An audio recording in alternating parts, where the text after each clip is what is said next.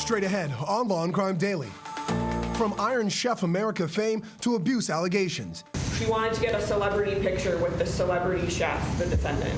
But instead of just selfies, the defendant began to grope Miss Teeny's body. Celebrity chef Mario Batali stands trial for sexual misconduct. And the disappearance of Suzanne Morphew. I just love my girls. And I love my wife. And I just want her to be found. Just weeks after murder charges are dropped, Barry Morphew breaks his silence. Plus, Johnny Depp versus Amber Heard. Slammed me right in the nose, instantly, searing pain. We take a closer look at Heard's testimony and abuse allegations. But first, the murder of Georgia beauty queen Tara Grinstead. Ryan Duke confessed. The evidence is going to show that Ryan admitted that he had taken a narcotic, pain medicine, prior to that statement. Opening statements are presented as Ryan Duke stands trial for murder. Law&Crime Daily covering court cases from coast to coast.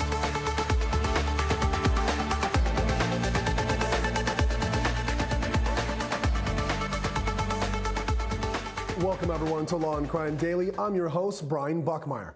More than 15 years after beloved beauty queen Tara Grinstead went missing in her rural Georgia town, accused killer Ryan Duke stands trial for her murder. On Monday, opening statements were presented in the case 5 years after Duke was first arrested. Investigators believe Duke and friend Bo Dukes are responsible for Grinstead's murder. The pair are not related, but were both former students of Grinstead's. After her disappearance in 2005, the case went cold for more than a decade, until Duke and Dukes were both taken into custody in 2017.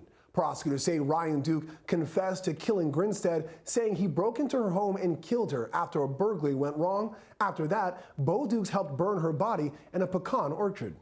Duke's attorneys later said he was under the influence of drugs during the confession. The famed podcast Up and Vanished is credited with reigniting an interest in Grinstead's case. Some fans of the podcast believe Bo Dukes is responsible for Grinstead's murder. In 2019, Bo Dukes was tried and found guilty in connection to Grinstead's death. In opening statements, prosecutors point to Ryan Duke's recorded confession and the latex glove found on Grinstead's property that contained his DNA.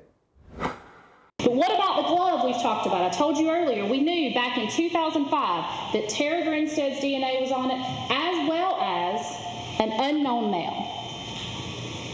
Well, in 2017, when Ryan Duke confesses, law enforcement also gets a sample of his DNA. This is the first time he was ever swabbed in this case. And lo and behold, it's his. During the interview, Agent Shadell will ask him, you'll hear it, now the DNA on the glove, is that going to be yours? And he says, yes, it should be. And it is. Now there's a lot more details to this glove. There's DNA on the outside, there's DNA on the inside. They re-swab it in 2015.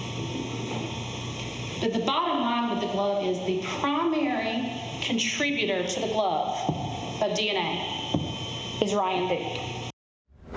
The defense countered in opening, saying Grinstead's real killer is Bo Dukes, and that three DNA profiles can be found on the glove. This glove that didn't appear until Monday morning. The state cannot get Bo Duke's DNA off of that glove. You will hear evidence that they tried. You will hear evidence that they talked with the GBI and tried to make deviations, and you'll hear all about it, but tried very hard to change standards to get Bo Duke's DNA off of that glove. At best, it was inconclusive. What does inconclusive mean? You'll hear it means a weak match. It means they cannot get his DNA off of that glove. You'll also hear that that glove had at least 3 DNA profiles on it. Not 2, at least 3. Joining us today is criminal defense attorney Karen Nance and co-host Terry Austin. Karen, could Duke's greatest defense be pointing the finger at the already convicted Bo Dukes? Absolutely. I think that with what we just heard with Dukes' attorney in her opening statement, she's opening the door to that doubt. she's presented several different factors that she indicates that the prosecution can't possibly overcome, specifically with regard to the glove. And also, I think that we heard testimony today about the character of both Mr. Bo Dukes and Ryan Duke. And I think that that's going to create some doubt with the jury. And I think that there's a good chance he'll prevail. Yeah, I mean, if an entire podcast following this case, some believe that, I think there's at least enough for the defense to really sink their teeth into. Terry, is the DNA on this glove as important as the prosecution is making it out to be in their opening statements? You know what, Brian? DNA is always important. It's often the key to whoever committed the crime. But during the opening, the prosecution only mentioned those two profiles. She said basically there was Tara Grinstead and she said Ryan Duke. She did not mention that there was a third profile, and you heard the defense attorney there talk about that. I think the jury is going to wonder whether or not the prosecution is hiding something else. And why wouldn't the prosecution mention that there was this third profile? So I think we're going to see a battle of the experts as far as the DNA is concerned. And I think that is going to be critical, along with all of the other evidence that we're going to see in this trial. But yes, DNA is going to be critical. Yeah, that inconclusive thing makes me think that there is a profile there, but it's not conclusive enough to say who it is or test it against the other profiles. It's going to be interesting to see how both sides try to argue that and show who is credible here. Well, thank you both for the update on Ryan Duke. From a Georgia murder trial to a manhunt in Alabama, as new details emerge in the search for corrections officer Vicky White and inmate Casey White. Vicky White now faces new charges stemming from an alias she used to purchase an escape vehicle. She's also charged with permitting or facilitating an escape. This comes just days after an SUV believed to be the vehicle used in the jail escape was recovered in a Tennessee tow lot last week. The SUV was found abandoned in the woods without any identifying information. This after Vicky White, a corrections officer, and Casey White, an inmate, were reported missing from Lauderdale County Jail in Alabama. The two are not related, but may be involved in a romantic relationship. On April 29th, Vicky White took Casey White from the jail for a mental health evaluation. Officials say she planned to see a doctor after dropping off Casey White because she was not feeling well. After that, the pair disappeared. The patrol car they used to leave the jail was later found in a shopping center parking lot. Inside the patrol car were Vicky White's jail keys, radio, and handcuffs. Anyone with more information is asked to contact their local authorities. Still ahead on Law and Crime Daily, the family of Suzanne Morphew speaks out for the first time since charges were dropped against husband Barry. But first, it's Johnny Depp versus Amber Heard. We take a look back at Heard's intense direct examination.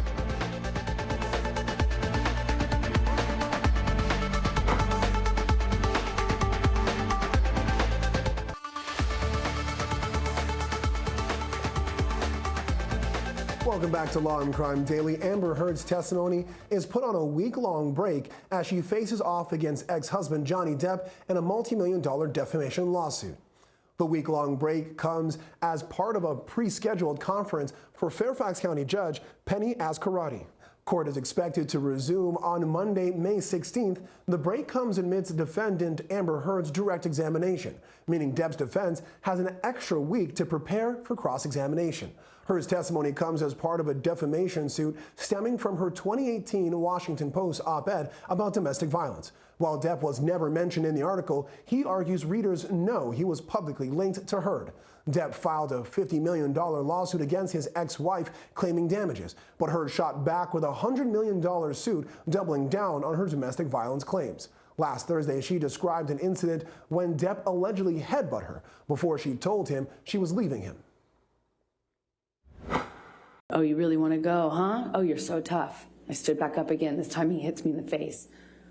I stand back up and look him right in the eyes. And it was just a really still moment. I'll never forget it. Really still. I stood up and he said, "Do you want to go again, tough guy?" And I just looked right at him, just looked right at his face.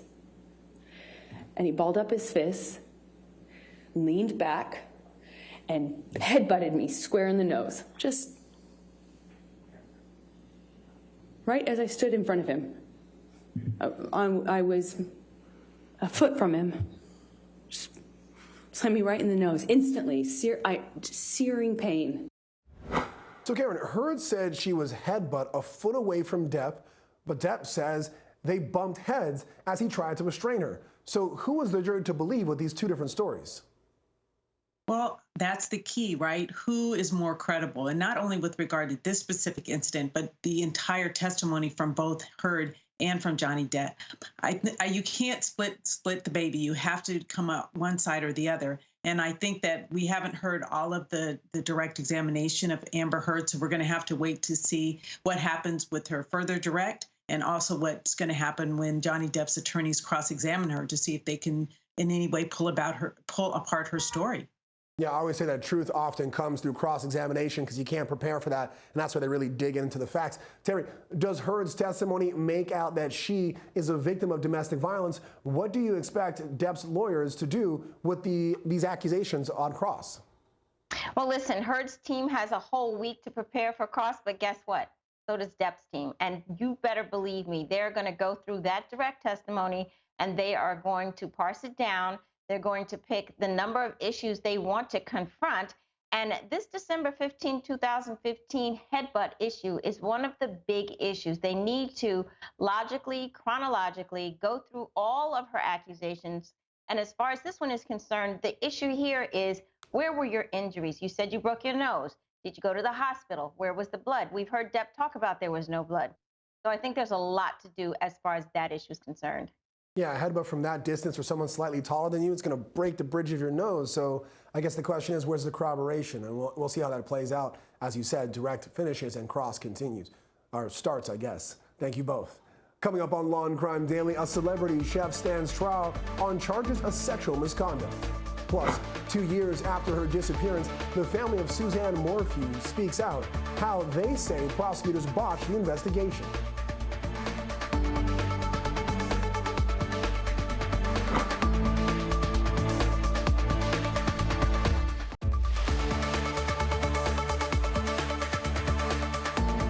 Welcome back. We're hearing from the family of Suzanne Morphew for the first time since murder charges were dropped against husband Barry Morphew. This comes 2 years after mother and wife Suzanne went missing on Mother's Day 2020. Her body has never been found. After her disappearance, prosecutors pointed the finger at husband Barry, saying he discovered Suzanne was having an affair and murdered her. After that, they say he tampered with evidence. Morphew was set to stand trial earlier this month for the crime, but prosecutors dropped charges in the 11th hour. Morphew and his daughters had always maintained he was not involved in Suzanne's disappearance. In an exclusive Good Morning America interview, Morphew and his daughter broke their silence, calling for help to find Suzanne and justice from the prosecutors in the case. I just love my girls, and I love my wife, and I just want her to be found. It's been an emotional roller coaster, but we feel like we can finally take our first steps in healing, which is a blessing. And yeah, we just know our dad better than anyone else, and we know he was not involved in our mom's disappearance. I just hope that Linda will step up to the plate and do everything she can to find our mom, because what they've done is not fair. Terry, his daughters believe he's innocent, so what's your reaction to these charges being dismissed? I'm actually not surprised they were dismissed without prejudice here. Listen, it turns out the prosecutors were withholding some exculpatory evidence that really could have helped the husband. You know, obviously, that's the first person you're going to look when you have a murder of a wife. But if they held back evidence, and this was DNA evidence, which could have pointed the finger to someone else, and that really could have helped his defense.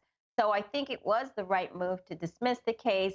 Obviously, they don't have a body. The judge really could have come down even harder, frankly, and dismissed the case himself with prejudice. So we'll see what happens, but I think it's not surprising that at this juncture, they're not going to pursue it.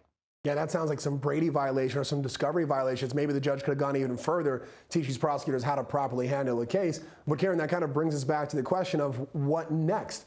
Barry Morphew's charges were dismissed without prejudice, and Suzanne Morphew's body hasn't been found. So could finding her body bring new charges even for Barry? Yes, and I believe that's what the prosecution was alluding to. They're indicating that there's a lot of snow in the area, and they're waiting for for the season to change so that they have an opportunity to do a more extensive search. And the hope from the prosecution's point of view is that if they do find the body, and they're hopeful, they've indicated, and it's been reported that they are hopeful they'll find the body, can either be exculpatory evidence for the husband, or they can move forward with the prosecution, because as Terry indicated, it was without prejudice, meaning that they have that opportunity to move forward with the prosecution, provided that they have enough evidence to do so. Yeah. And here's hoping that Suzanne's body is found, both for closure for the family, but also justice for those seeking it in this case. When we come back, sexual assault allegations against a top celebrity chef. Ahead on Law and Crime Daily, opening statements are presented in the case of Massachusetts versus Mario Batali.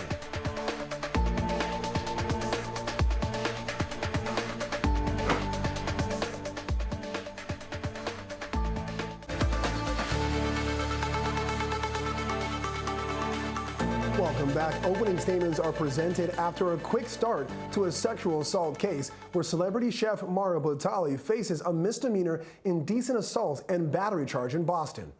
Court got underway Monday morning with everyone expecting to begin jury selection. That changed once Batali waived his right to a jury trial, asking that the judge instead determine his fate.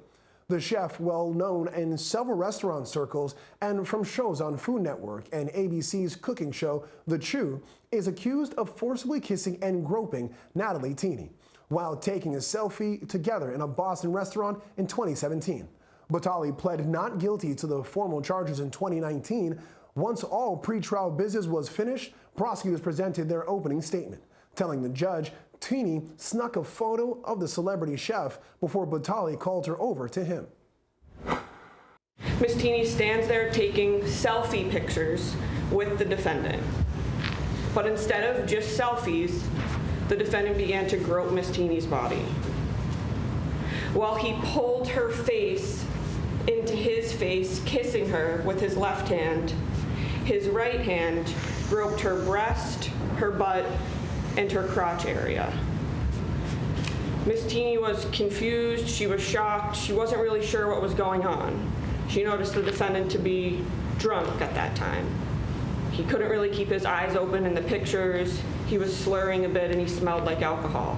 She walked away almost immediately after, but not before the defendant invited her back to his hotel that night. You're going to hear from Miss Teeny herself, who's going to tell you about the pictures that she took. She's going to tell you about what the pictures show from about the shoulders up and what's going on below what you can see in the picture. The defendant groping her body. Moments later, Batali's defense attorney defended his client before the judge in their opening statement, saying the victim's testimony is not credible. So there's two types of evidence in this case. We have the photos and the videos that she took from the bar that night. Those obviously are what they are, and they don't show an indecent assault and battery, and we're going to go through them shortly, show you each one, and we'll go through it with her.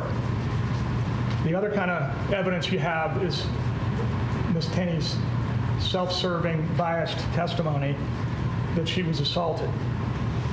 The evidence is going to show that she's not credible and that the photos and videos actually contradict what she says happened. DDA Bonelli noted what I would call the elephant in the room, which everyone sees, and it's the civil suit that's pending. She alleges severe and extreme emotional distress. She says that it was dehumanizing and humiliating what allegedly happened to her. Those are the words in the complaint that she filed, that her lawyers filed. She has a financial motive to prevail in this criminal case, and it's going to be borne out by the evidence that I'm going to show you. Karen, why do you think Batali opted out of a jury trial? Is that a smart move in a case like this?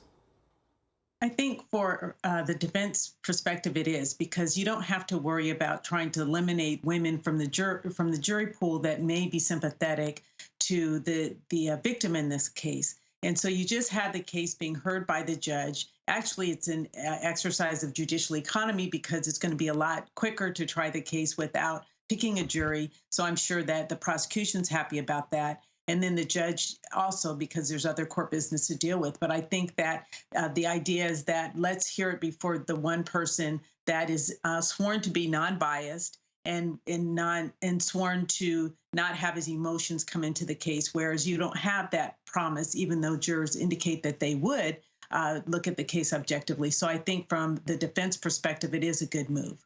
Yeah, that makes sense based on these types of sexual assault cases, especially misdemeanors. Terry, who had the strongest opening statement in your opinion? I actually thought both of the opening statements were very strong. The prosecution was extremely detailed, giving all of the information that we're going to hear at the trial as far as the actual assault was concerned. But I thought the defense was good too. They simply said, look, it didn't happen. We're going to show you videos. We're going to show you photographs. And if they actually have other witnesses to corroborate what their story is, I think they're going to have a good story. It really comes down to the he said, she said, as we've seen in these types of cases before. And so whatever other additional information, I think that's going to be key here. And that credibility, that motive, why she's bringing this. She's bringing both the civil case and the criminal case. So we'll see what happens. Yeah, and it's a lot easier because it's only one incident of sexual assault or misconduct, so it should be easy for both sides to attack. Well, Karen and Terry, thank you very much. And thank you for joining us here at Law and Crime Daily. We'll see you next time as we discuss justice in America.